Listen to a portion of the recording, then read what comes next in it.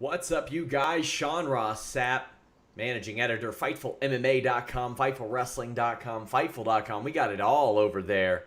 It is Tuesday, August 13th. I am back from Toronto. Didn't see my co-host Showdown Joe there, but there were some happenings while we were gone.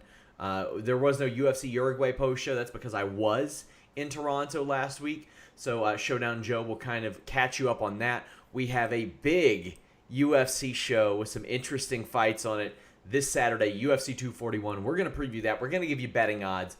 Make sure you guys leave a thumbs up on this video. I can't tell you how much that helps us. So if you're listening, just thumbs up. We go live on youtube.com/Fightful, but you can catch this show on demand every week here or youtube.com/Fightful MMA Boxing. You can get clips, interviews, lots more over there, individual fight reviews. There's a lot going on. Joe, you got a lot going on. Are you headed back to Japan this weekend? I'm leaving Thursday, so I'm leaving in 2 days to cover Rizin 18, which is going to be a stacked show. Not too many big names per se for people on this side of the earth, but there are some good names. I mean, Horiguchi's main eventing against one of the Asakura brothers, which is going to be fantastic. Takeya Mizugaki is someone you guys know, Manel Cape. He's there. The best atomweight in the world, Ayaka Amasaki, she's defending her title, so that's going to be pretty much fun there. And then there's other good fights. Justin Scoggins, a guy we know well on the show here, so there's going to be some fun fights. A lot of kickboxing. There's 3 kickboxing fights. There's another fight for the lightweight Grand Prix, so we'll get into that a little later on. But yeah, I am leaving on Thursday. They gave me 2 Rizin shirts. They gave Frank and I 2 Rizin shirts. Yeah, they're T-shirts, Sean, and they are the heaviest T-shirts I've ever worn in my life. I am literally sitting in my air-conditioned office upstairs, sweating. They look hardy. Yeah. Now, here's the thing. Yeah. You know those materials that are like what kind of material is it? Because there's some like really good material that's like heavy, and then there's some that's like, okay, well, I can tell they mass-produced these. What has Rizin got going on? I didn't check the labels, but I put it on for the first time before the show. I saved this black one for this show specifically. I'll wear the white one on the plane on the way to Nagoya. Actually, we're not going to Tokyo, but I was not expecting them to be this heavy, Sean. I am legit telling you, I'm sweating here. You're going to see me wiping my upper lip here because I'm just kind of like, what is going on here? So, but good high quality stuff, obviously. So you mentioned the Rizin show. Takeya Mizugaki is on the show. You have Hamasaki. You have Kyoji Horiguchi. There are a couple kickboxing fights, not a couple, there's a few. There's a lightweight GP opening or qualifying round fight as well. But some decent names on this show. Horiguchi, of course, is appointment viewing for me. I don't care who he fights. Joe, if he fought a cardboard cutout, I'd probably watch it. It'd probably be entertaining. And I'm a big supporter of his, and I really admire his work in the cage. What are you looking forward to on this show? Oh, well, John Wayne Parr. I get to call a John Wayne Parr fight for the first time ever.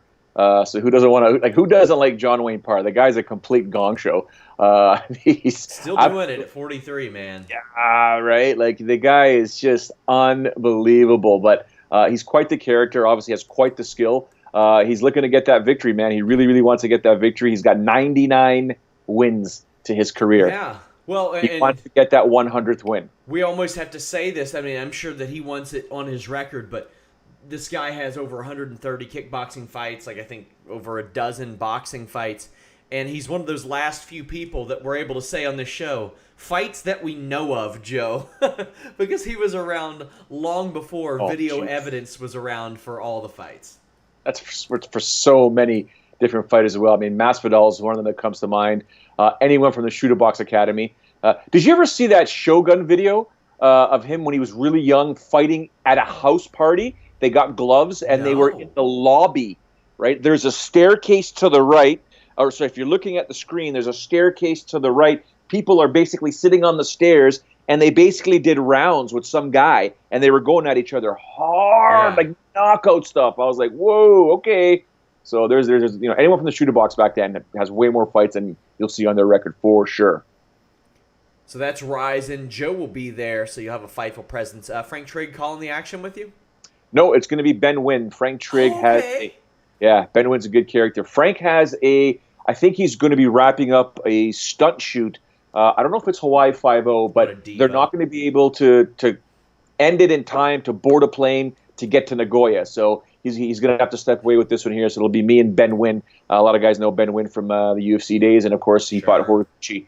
Apparently, he's just a nice guy. He's a nice guy, but he's a bit of a character. Very, very well educated as well. So it might be a different flavor, but give me a fight or two with Ben Wynn. I will make sure that I break him down and bring some comedic flavor and get those typical Rizin themes by the third or fourth fight when we realize that some of these answers that the fighters give us are absolutely hilarious. So it could be someone afraid of cats, someone afraid of ghosts. It could be a theme of people only eating cucumbers before fights. Who knows? It's Rizin. PFL took place last week. Vinny Magalhaes got a big win. Victor Nemkov. Jared Rosholt beat Satoshi Ishii in one of the only fights where you had two guys that maybe longtime MMA fans will even recognize. Is PFL doing anything for you? Alex Nicholson got a win. Jordan Johnson got a win as well. What do you think about PFL these days? Honestly, I didn't see that event, and I've watched it a few times. I'm okay with it, but it's just, I don't know. Do you ever feel like there's just too much MMA sometimes? Yeah, I do. It's just like enough with the UFC, with so many events, and then we have other events to take care of and watch. But the fighters have to fight, and some guys get cut, and some guys can't get to the UFC. I get it; they want to get to the big shows, but good on PFL, and they're doing what they're doing, right? It's better than that bare knuckle stuff where guys aren't getting paid. So yeah, Jordan Johnson, who left the UFC not bare knuckle. Was it Battlegrounds? Yeah, that too. Well, some of the bare knuckle guys weren't getting paid too. Okay. Jordan Johnson got back on track. He had left the UFC after going 4-0 in the company, and then stepped into PFL and lost his first fight. That's not a good look. That is rough. But he ended up getting a win as well. But UFC Uraguay happened. Now, full disclosure, I have not been able to watch the show. I just got back yesterday. I had shows all week, lots of stuff going on. You can stay tuned to Fightful for that. But I want to run through this card. You had Veronica Macedo defeating Polyana Viana. Gilbert Burns defeating Alexei Kanchenko. Alex De Silva over Kazula Vargas. Chris Gutierrez defeated Geraldo De Freitas. Number 8, Rogerio Bontorin defeated number 14, Rulian Paiva via an injury. Marina Rodriguez defeated number 8, Tisha Torres. We will talk about that. But Cyril Gain also defeated Rafael Pessoa on the prelims. To me, the two most important fights, obviously, are the ranked fights. Marina Rodriguez puts Tisha Torres out. That is not a good look for Tisha Torres, Joe. And it wasn't like... This wasn't a close one from my understanding. 30-27s and a 30-26. Tisha Torres is 29 years old. She'll turn 30 this week and may have herself on the outside looking in. She has lost 4 fights in a row. She, if you want to even extend back to her first loss, she's like 3-5 since 2016. This is not good, Joe.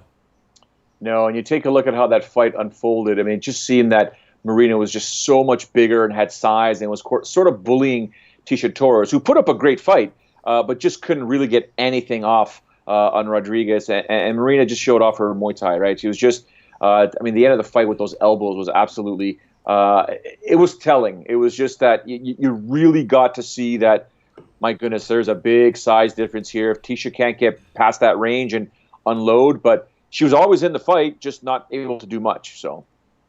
Do you think the UFC lets Tisha go? Because I don't. No, she's still a marketable character. She's never been someone that's rocked the boat, never been someone that's upset the UFC, never, has she ever said or done anything that you would say, oh, they're just looking for an excuse to cut you? No, I don't think so. I think she's done great, so. Isn't getting blown out of the water either. She's not at all. She's never been finished, ever. Her 2 losses on Tough were decision. All 5 of her fights here decision. I think you give her somebody. They did give her somebody out of the top 15. They gave her Marina Rodriguez, and all 5 fights that she's lost have gone the distance. Yeah, and but also all but one of her fights ever have gone the distance. Yeah. And that's why she's sitting on the prelims on a show from Uruguay that nobody cares about, Joe. And that's a bummer. But still, I don't think that they'll risk giving her to Bellator. Let's be honest, there's a good chance she would beat almost everybody in Bellator at 125. Yeah. Much less 115. But you know what? I can think of a lot worse fights than her versus Ilima-Lei Macfarlane in the future. Ilima-Lei Macfarlane would have a massive size advantage. But I don't think the UFC is going to let her go. We look at this prelim card. Veronica Macedo defeated Polyana Viana. Gilbert Burns defeated Alexei Konchenko. Bontaran over Paiva. Those are the main fights on this prelim. Anything that stood out to you here? Well, Gilbert Burns had to work. He had to work to get that win. It was close, and his leg was getting chopped up by Alexei. Like, it was getting, those calf kicks were adding up, and he said, in the post-fight interview, he had to put his poker face on from the first round on, but then it just got bad. Like, as soon as the fight was over, he went back. He went down on his butt and just sat down. If it wasn't for Henry Hooft in his corner motivating him, I wonder what Gilbert Burns would have did there. But that Cyril Gagne fight, that was a beast mode, man. That dude is big. That French dude is big. And he just he took down a Brazilian jiu-jitsu dude and submitted him. And it was just mean. Like, it was one of those things where you would grab a child, Sean, like someone, AKA like my son, and I will just grab you with my strength and put you in an arm triangle choke and then squeeze. That's what it looked like. He got into a weird sort of side control position and then just said, whatever, moved his arm over, put his arm underneath, lifted him, and started squeezing. It was like the guy that, don't get me wrong, like Nunes did take a few punches and it was starting to get, he was already looking gassed in the first round. So pretty easy to submit someone that almost may want an out. But pay attention to Cyril. That dude's a big boy and he throws with power as well. So. Also on this show, Enrique Barzola, who says that he is switching weight, defeated Bobby Moffett. Rodolfo Vieira defeated Oscar Picoda via arm triangle. Not a ton of excitement on this show, but Volkan Ozdemir, number 7, did cook. Ilir Latifi finished him in the second round. Mean. I was surprised that he could get a win even that late, but what'd you think of Volkan Ozdemir, who needed this win badly? Yeah, he pieced Latifi. It was I wouldn't say it was target practice, but it was violence personified. And he was going for the finish from the opening bell, and he kept, chipping away until a nice knee landed, a left hook, and then Latifi just said, "I'm done." And as he went down to the ground, Volkan continued to throw a couple of punches. So Rodolfo Vieira at middleweight, we've got to pay attention to him because obviously he's a Brazilian Jiu-Jitsu world champion, multiple-time world champion. That dude is jacked. I am sure I've never been one to have that eye for, performance-enhancing drugs. I don't know how the human body can look that jacked and that ripped. That dude was just he had muscles on top of muscles. So we'll see how his career continues. But clearly he's fought in the UFC. Clearly he's been tested. So remains to be seen what else is going on. But he's someone that we should be starting to pay attention to at middleweight, Sean, because if you can't knock him out and you go down to the ground with him, Houston, we got a problem. Where does this put Ilir Latifi and Volkan Ozdemir in this light heavyweight division to you? I was actually, of all people that I spoke to, was WWE superstar Big E Langston, who kind of shared my thoughts on how exciting this light heavyweight division is with all the new blood in it. This is not new blood. I mean, relatively speaking, Ozdemir is still kind of new blood. He just had such a crazy rise and ascent, Joe.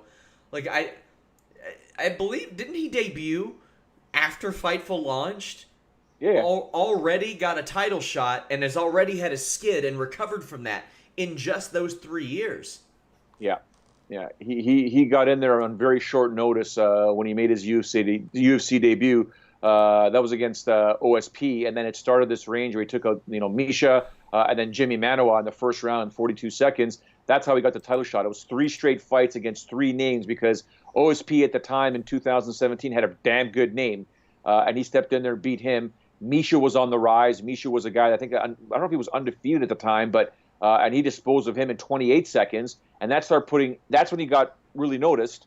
And then they said, okay, you know what? Let's see you against Jimmy Manoa. If you can survive a fight with Jimmy Manoa, you might be in line for a title shot. Well, that lasted 42 seconds.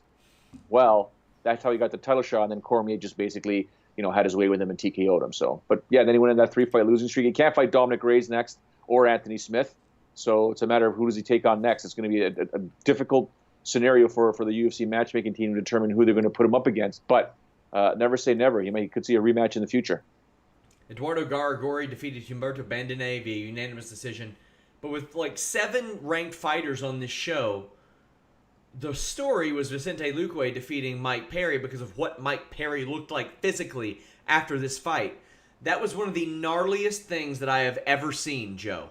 Mike Perry's nose went on a vacation to his ear. Yep. What the hell? That was bad. That was really bad. But I am never, ever, ever going to doubt Mike Perry's toughness. The guy was mocking people on his Instagram saying, still can't knock me out. Still can't finish me. Still can't do this and that. But that knee was bad.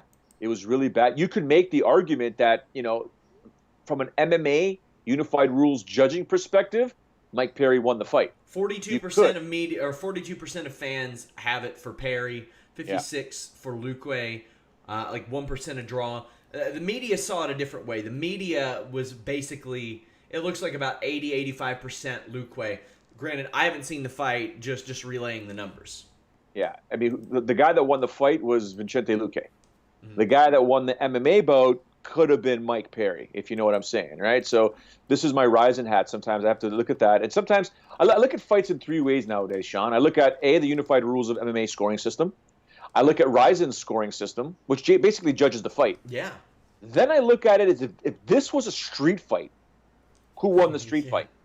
Luque, right? Even though Perry was still going, that nose was just not looking pretty at all. There was one point when Luque had the guillotine on towards the end of the third round, and he started, that's just after he landed the knee, and he started squeezing. The blood that was coming down the side, it wasn't even like he was painting his side. It was like adding layers. So there was primer, there was a second primer, there was a base coat, there was another coating of paint, a fifth coat. It was just like, and then when Perry was throwing hooks to the body to get out of the guillotine, I mean, if they had a high-def camera zoomed in, you'd have probably seen punch and then blood spraying up. Blood, like just punch, spray, punch, spray. There was one angle, I think, in the second round where they both connected and blood went into the camera.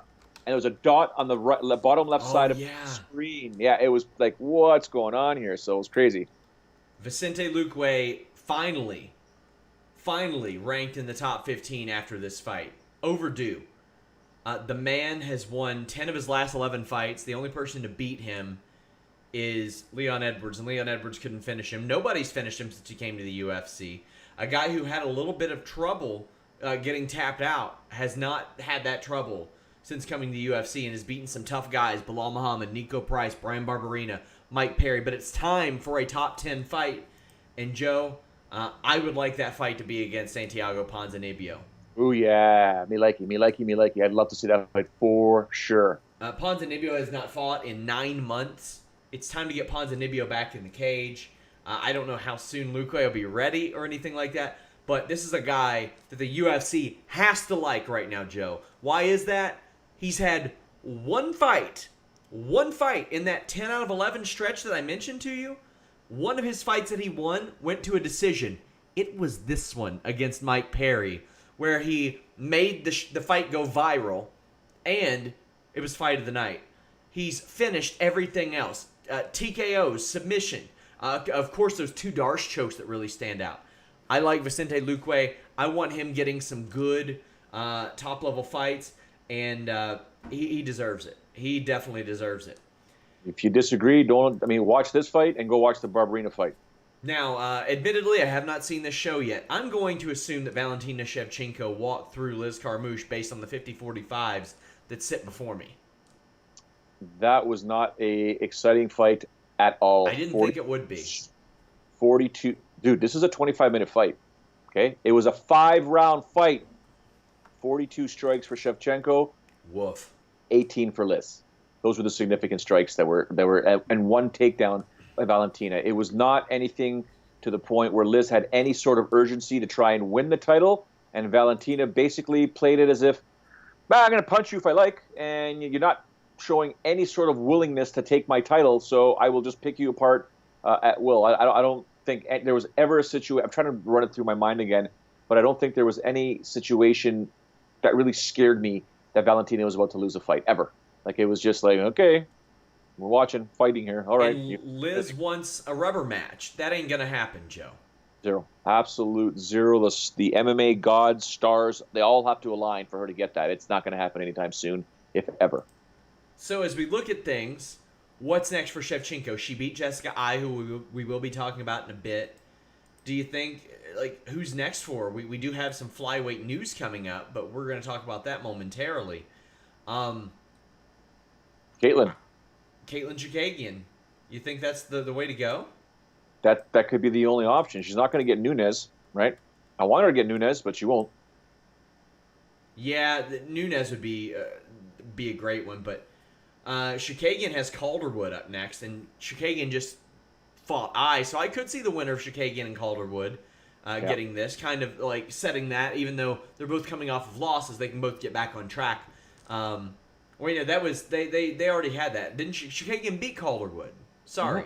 Mm-hmm. So yeah, Chookagian beat her. I don't know why in my head I was thinking that fight that hadn't happened. Then it hit me. I was like, wait, Chookagian beat her. Sap, welcome to my world. Circa 2017, actually before Fightful was started.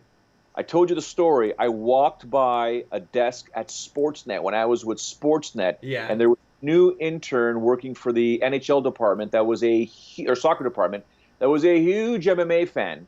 So he saw me as this deity. But on his TV set, because everyone had TV screens on their desk at Sports, it's a sports station, you have to have it there. There was Josh Koscheck and Thiago Alves, that fight there. And I walked by, and I'm like, oh, that'd be a cool fight. And I looked at it, and I was like, why does that look familiar? I'm like, I just drew a blank. I went back to my desk. I looked it up, and I'm like, Jesus, I was there. Yeah. I was at that event. I broke that fight down. I interviewed both guys, both before and after. Did a full breakdown and recap on the show. Didn't even remember that fight took place. That's my life now. It's crazy. I look at some of the fights. Random fans will talk to me on the street. Hey, what'd you think of this or that fight from way back when? I don't know. Dude, it was probably good. Yeah, no idea. Yeah, I covered Chookagian and Calderwood. I can't believe I didn't remember that. But yeah, I was just thinking, like, who could be next? Yeah, Chookagian is next. MMA news, we're going to do the rundown before the UFC 241 preview. Henry Cejudo calls out Valentina Shevchenko. And Shevchenko's like, yeah, sure, let's do it. Why not? What do you think, Joe? No. Absolutely not. I don't listen. I know it's 2019. People have some crazy ideas. I don't think we should ever have a man fight a woman, a man beat down a woman for the whole world to see. Like you don't do that behind closed doors. Why would you do it in public? Yeah. I don't get it. There are biological differences that prevent this. I'm all for equality, but that ain't it. That's to me, that's almost stating the obvious. I know my own friends, a lot of women will be like, shut up, Joe. Like, I could take out some guy. You could take out some guys, yeah. But this is professional fighters that we're talking about here. Not only that, but one of the best pound-for-pound fighters in the world, Henry Cejudo, Olympic medalist in wrestling. Jessica Ai is back in action, but she faces a person I'm even more interested in, Joe, Viviane Arajau. Boy, you want to talk about strapping the rocket ship to somebody, that's Viviane Arajau right now.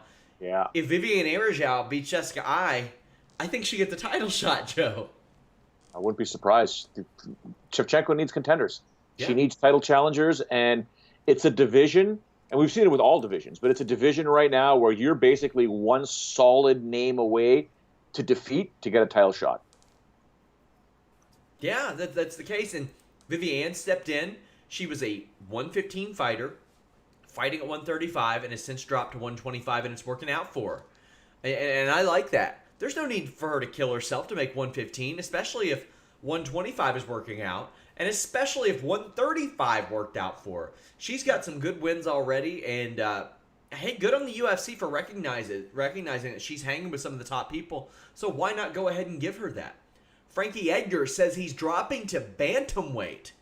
This shocked me when Joe Rogan even suggested it because of Edgar's age and just the nature of weight cutting. The guy was the best in the world at 155. I never thought we'd see him at 135. Do you think the fight actually happens? Do you think he ever actually fights at 135? And are you surprised?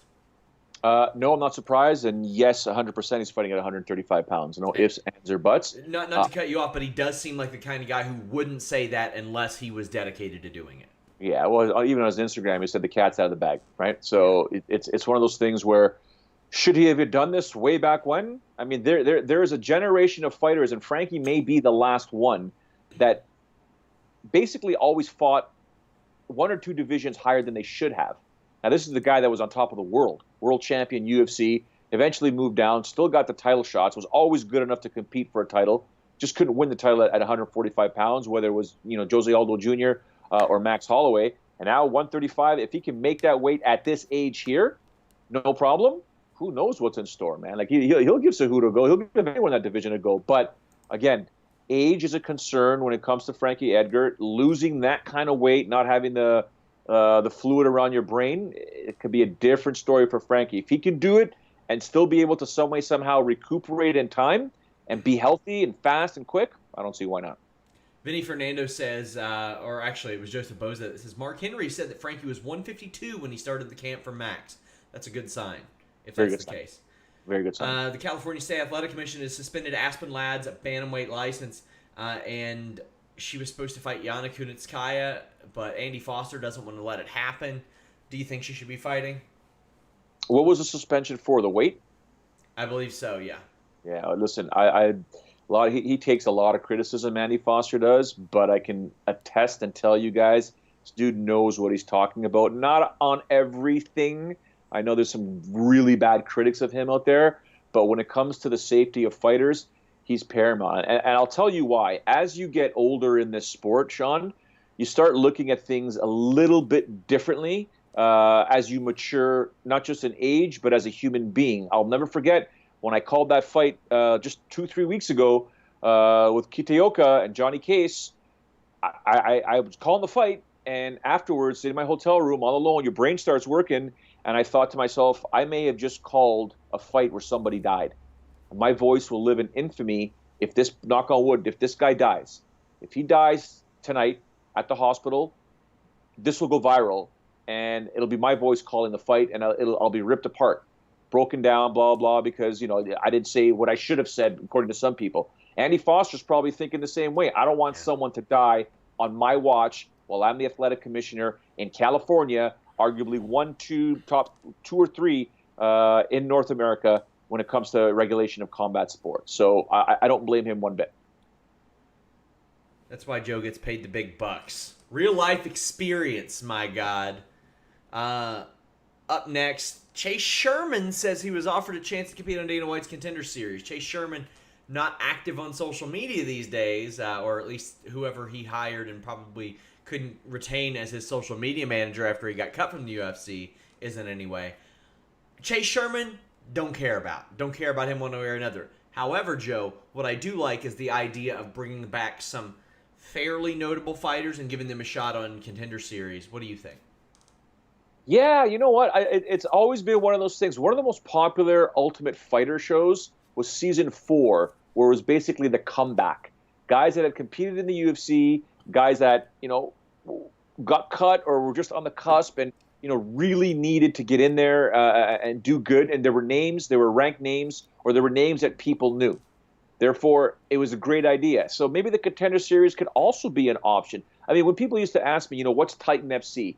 Or, when you work Titan FC, what is it that you, like, your play-by-play, but what kind of organization was that? And I would tell people all the time, it's an organization where there's fighters trying to get to the UFC.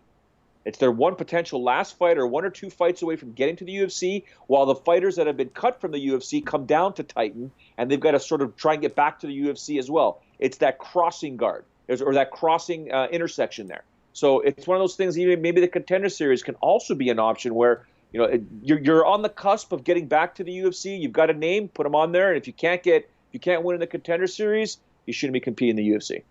Dan Hooker versus Ally Aquinta set. That's a good fight. Glad to see Ally Aquinta still staying active. Violence. That is going to be violence personified. Dan Hooker, I shouldn't be stealing what Masvidal said to TMZ about Conor McGregor, but Hooker looks for the off button. Hooker just looks for the off button. He wants to tag you, put you to sleep. Wants that off button. And Ally Aquinta is not an easy guy to knock out or finish, so for sure he'll be more than happy to oblige with a guy like Dan Hooker. So that's going to be a fantastic scrap, man. No ifs, ands, or buts. UFC Fight Night in Newark draws the lowest Fight Night viewership numbers. This is surprising to me. Is it surprising to you? No. Why is that? No, the numbers have dropped everywhere. So it doesn't surprise me. It was a good card, right? Mm-hmm. Fantastic card. But I don't. I mean, I told you we got into a really, really heated discussion. The breakfast morning of Rizin's last show with me, Frank Trigg, and Shingo. It was 2 against 1. They just didn't agree with what I was saying regarding the content and what's going to happen and the trajectory. I'm living proof of what it's like when a UFC product makes a complete and drastic change in a country and how it absolutely cannibalized the product.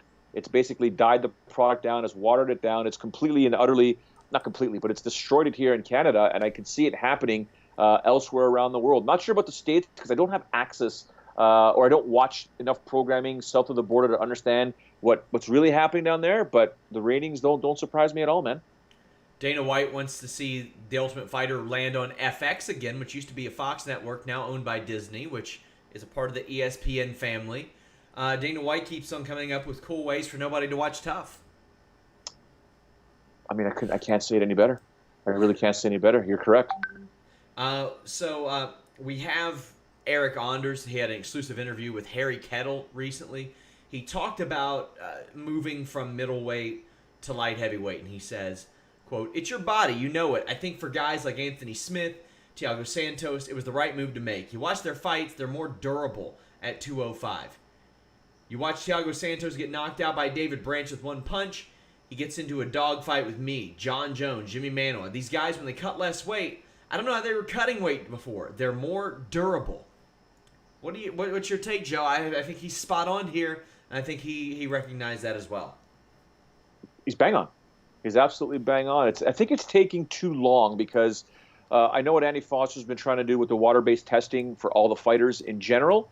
I've talked to many a manager, many a legal source, lawyers, other respected commissioners. Obviously, we don't have that here in Ontario. But respected people in the fight industry that understand that, man, this weight cutting thing's got to stop. It's been going on forever. We get it.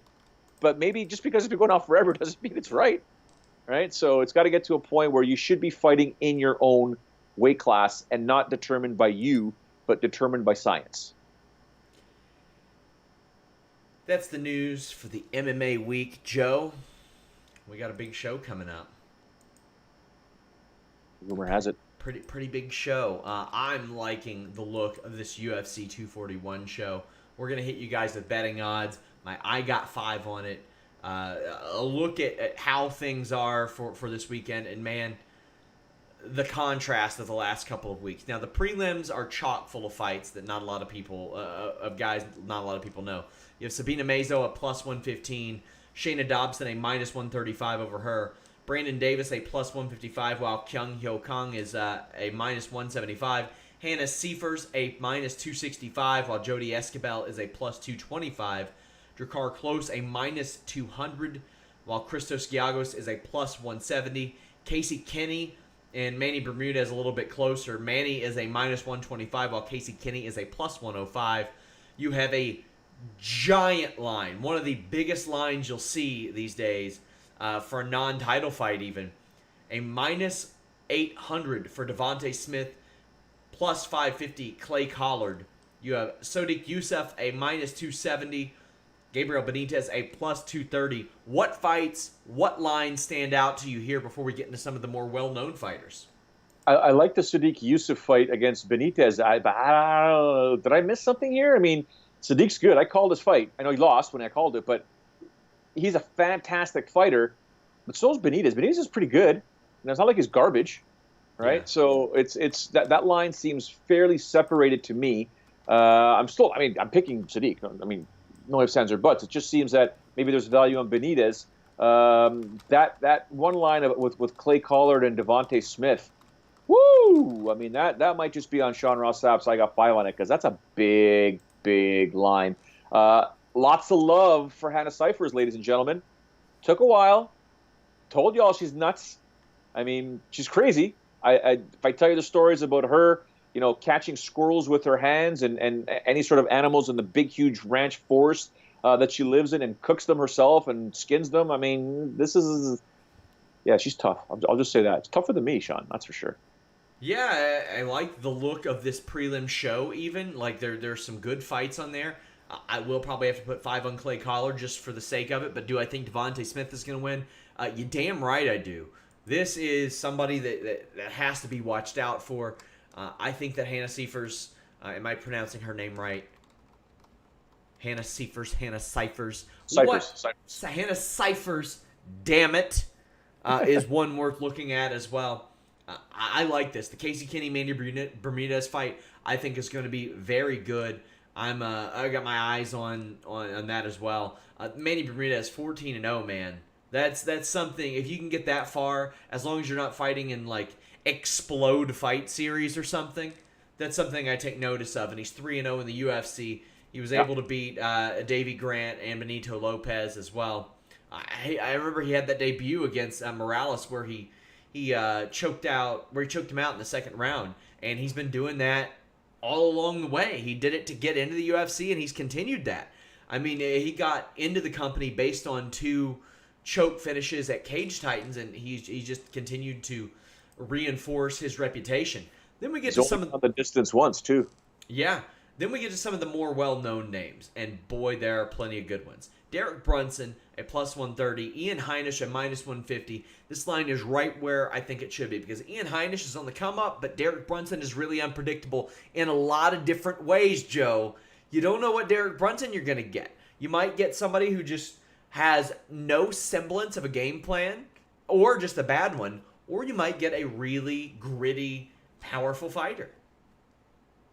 Yeah, Derek Brunson's like some of the teams, I guess from, your NFL football, it's like the Oakland Raiders. You just never know, like, who's going to show up here, right? So.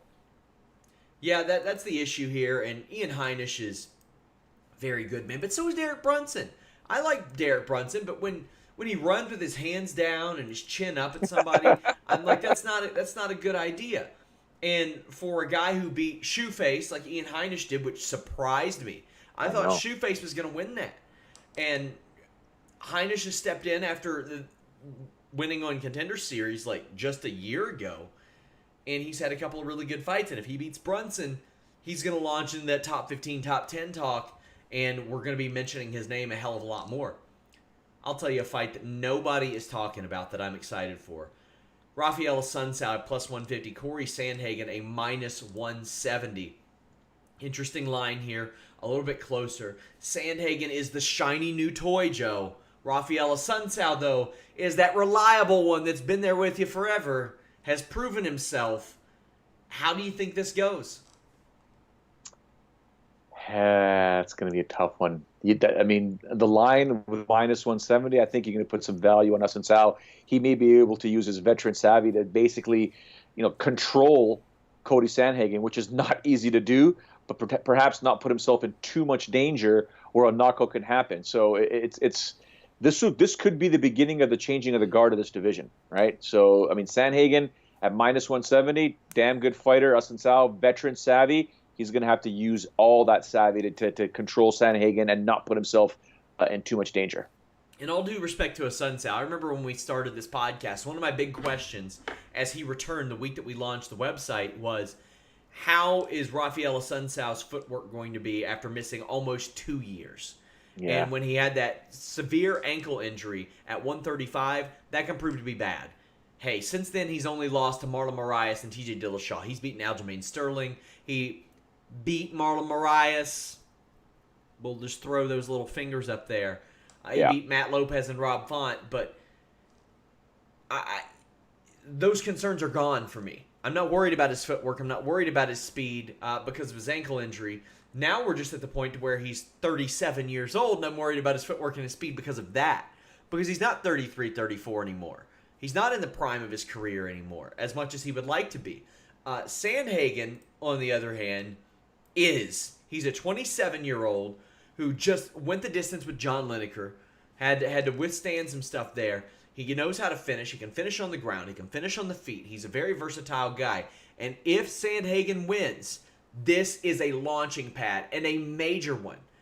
Because if he wins, I don't want to see Frankie Edgar jump in the line. All due respect to Frankie Edgar. You know the UFC would be like, 1 or 2 wins at 135, Frankie. Get yourself a title shot. I don't want to see it. Not over guys like Sandhagen, who have come into the company, beaten guys like Alcantara and John Lineker, and maybe Assunção. I think that would say a lot about him. You also have My God Joe. Paulo Costa plus 125. Yoel Romero minus 145. Hear me out. Think there's some value on Yoel Romero at minus 145. Possibly. That's assuming he makes the weight, gets in there healthy, and is good to go. This is a couple of Adonises physically. How will that play out? Don't text me. Don't call me. Don't WhatsApp me. Don't message me. Allow me the right What's to be your a MySpace? fan. This is one of 2 fights, especially on this card. Just leave me alone. I want to be a fan, right? Like, this is just going to be disgusting, right? Who knows when these 2 tanks, it's just going to be. I don't know, man. I'm so looking forward to it. Costa's that new breed. Romero's a superhuman. Who knows what's going to happen here? Something's got to give. I mean, it has the potential to both guys respecting each other too much to be a boring fight, but Romero's been out of action. He needs to do something to remain really relevant in this division. And Costa, these guys have been talking trash to each other, right? So yeah, let these guys go. I'm looking forward to it. Romero does not have a unanimous decision win since 2014. He went the distance with Jacare, and that was a split decision. But he has been known to get a little bit tired, Joe. That being said, Paulo Costa has not fought in over a year. Since 2018 started, he has fought 1 time. Also, Joe, he does not go. We've never seen him go the distance. We've never seen him go to the 3rd round. Yeah. This could be a very sad 3rd round to watch if it goes that far. True. If Paulo Costa wins, the UFC throws him into the conversation of title challenger immediately. Correct? 100%. If Yoel Romero wins, what does that do for him? Because he's lost to Whitaker twice. Yeah. Nada. You're a gatekeeper now. Like, maybe if Adesanya wins, they could throw him in there eventually. Sorry. I shouldn't say he's a gatekeeper. What I'm trying to say is the fact that you've defeated or you've lost to the champion twice, you're not getting a title shot anytime soon until you string off at least 2 or 3 wins in what might have to be spectacular fashion. You know what I'm saying? Like 3 wins to decisions may get you a title shot. 2 or 3 wins, or at least 2 or 3 wins with finishes, maybe. More than maybe. Let's just say that. This is an integral fight in this division. Because like I said, if Adesanya beats Whitaker later this year, Romero, if he wins, is right back in the mix because he's not fought Israel Adesanya. Yep. If Romero loses 205, hit the bricks, go to 205. That's the move. That's the smart thing to do. If Costa wins, he's right in the title picture. If he loses, well, then nobody's going to hold it against him losing to Yoel Romero. I don't think that will be that much of an issue in that regard. But this is a hell of a fight. Who are you taking in this one, though? And in the Sandhagen Assunção fight, I want your picks for these main card fights. I'm going to go with Yoel Romero in this fight here. Although, everyone knows my thoughts with Paulo Costa. The very first time I saw him, I texted Elias Theodoro and said, dude, you better be paying attention to this kid. You might be running into him. So yeah, maybe it's not Costa's time just yet. I'll go with Romero. Totally won't be surprised if Costa destroys him. Just is what it is. The Sandhagen and Assunção fight, hard for me to go against any Assunção brother.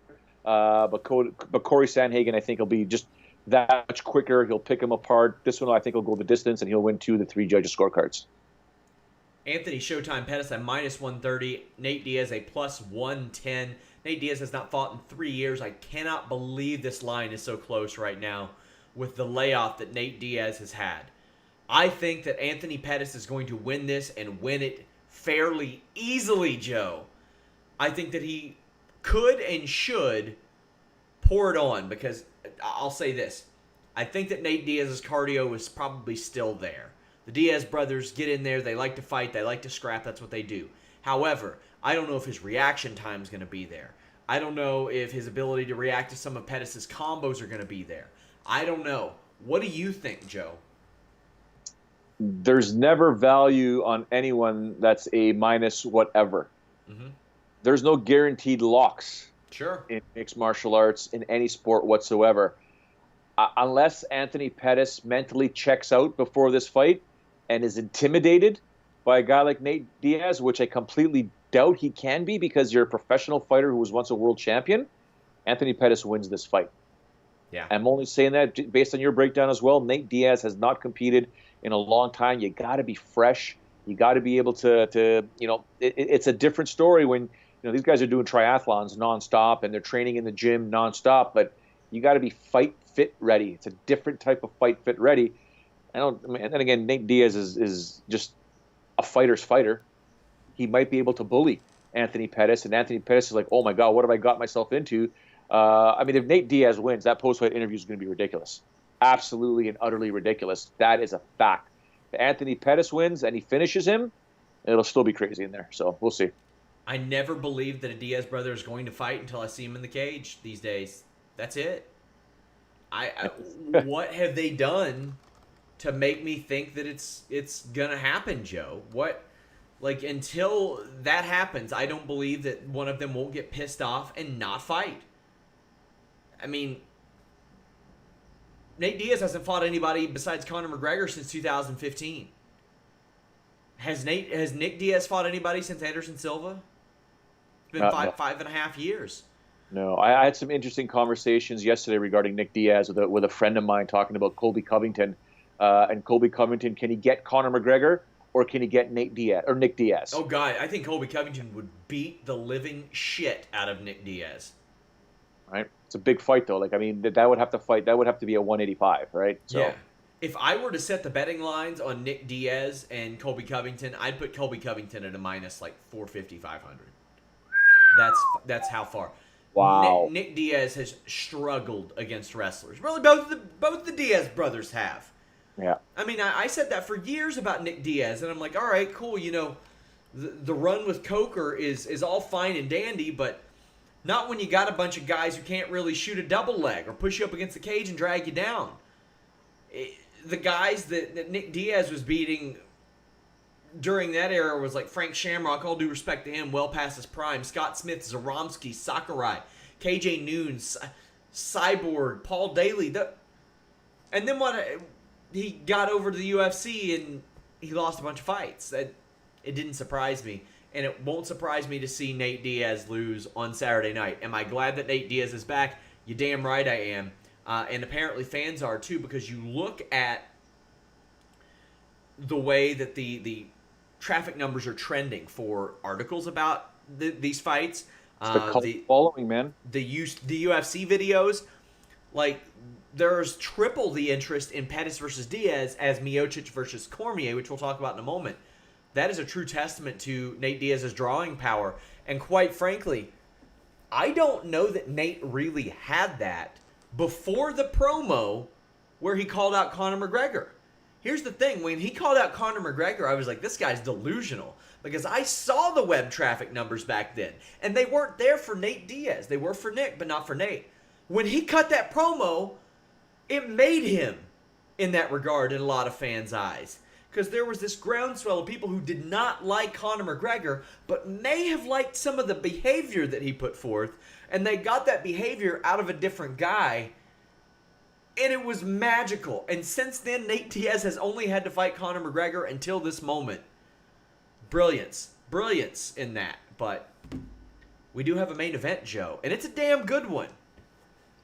Daniel Cormier, who I can't tell, I am thrilled that he didn't retire at age 40. I'm stoked that he didn't retire at age 40. Getting the rematch against Stipe Miocic, obviously, Miocic always has a chance. Daniel Cormier is one of the greatest fighters I've ever seen in my life. Stipe Miocic, one of the greatest heavyweight fighters I've ever seen in my life. However, I feel like if Daniel Cormier had not moved to 205 pounds, we'd be talking about him as the undisputed greatest heavyweight of all time. Better than Fedor, better than Cain Velasquez, better than Stipe Miocic, better than any of them.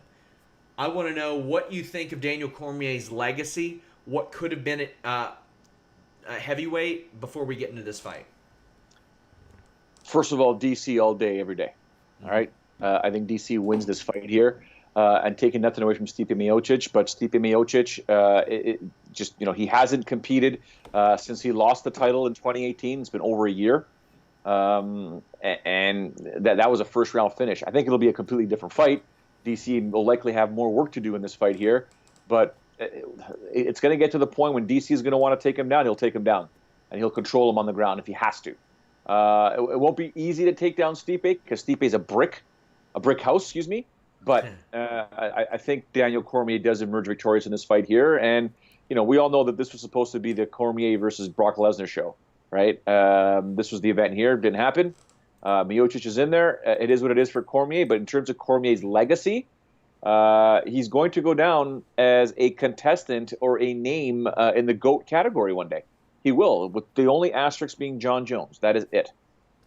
What I don't like is a champion getting beaten, especially via first-round finish, and then getting an immediate title fight. However, where I gain some leeway is the fact that Stipe Miocic, on paper, was the greatest UFC heavyweight of all time, in that he defended his title more consecutively than anybody else. That's why I wasn't thrilled that Joanna Jędrzejczyk got her rematch immediately, but you could not dispute that she deserved it in that she built that division. Miocic didn't build this division, but he did beat Ngannou, who obviously is still very good. He beat Dos Santos. He beat Verdum. He beat Overeem. He even beat Arlovsky and Mark Hunt back in the day. He beat Roy Nelson. He's got a lot of great wins. I think DC's going to take this. I'm not going to be surprised if Miocic does. Miocic is 36 years old. He'll be 37 this weekend. That is still a relative... That's a heavyweight prime age right there, Joe. He's still got a lot of years if he wants them.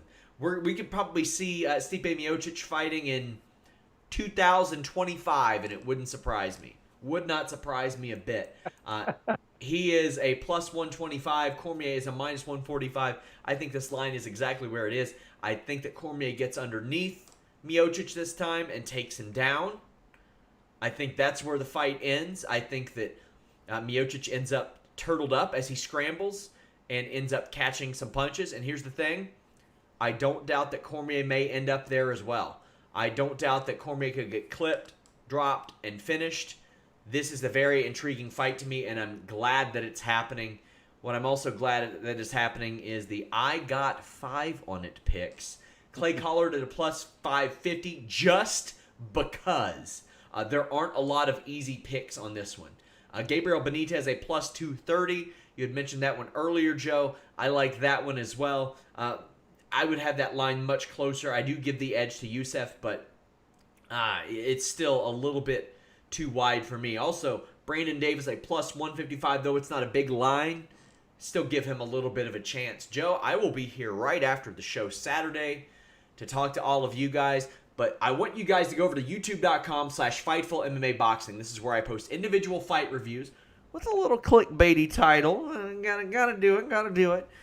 We got interviews. We got boxing podcasts when they go up. We got clips from this show. We got a lot going on. Joe, but what do you have going on this week? Well, pretty obvious. Leaving Thursday for Japan, Nagoya. Got to stop over Detroit. Head over to Nagoya and vice versa on the way back. Calling Rizin 18. It's going to be a fantastic show. Make sure you follow me on social media, Joe A. Ferraro, Instagram, Twitter, and Facebook. But most of my stuff will be on Instagram. Make sure you check my stories. I'll try and post some crazy stuff or as much stuff as I can, especially because some of the meals that we have are unknown meat products until they tell me afterwards. Thankfully, it's been pretty safe up until now. But yeah, calling that, and then you know how it is. Work, and soccer. So this just in, Clay Collard, according to MMA Fighting, off the show. So a man by the name of Karma Worthy is stepping up. Karma Worthy? And you know what? I'm going to take him and my I Got 5 on it. I always like a last-minute replacement in some of those. You never know who could be the next Viviane Arajau. You just don't know. Well, I know that I appreciate every single one of you. Thank you guys so much. Leave a thumbs up. Follow Joe at Joe A. Ferraro. Follow me at Sean Ross Sapp. follow us at Fightful MMA. If you're not in those live coverages, you're missing out. We have hundreds, if not thousands of comments. We will have over 1,000 comments in this weekend's show, so make sure you guys join us. Until next time, we're out.